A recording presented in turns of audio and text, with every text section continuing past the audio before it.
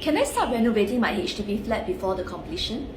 The answer is yes, as long as the seller is agreeable, is no longer staying in the unit, and agrees to sign the HDB indemnity form.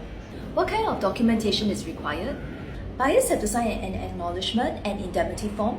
The seller also has to sign an indemnity form, and these two forms will then be submitted by your renovation contractor to HDB. Can I get the keys early?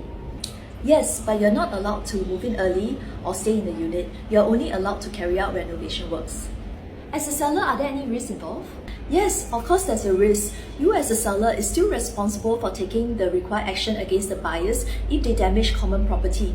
Or in the worst case scenario, the buyers are unable to complete the sale and you could be left with a half-completed property. Thus, it is actually not advisable to allow early renovation. However, you could help the buyers to speed up the renovation process by helping them to apply for the renovation permit early, as this takes a lead time of usually 2 to 3 weeks before it's approved by HDB.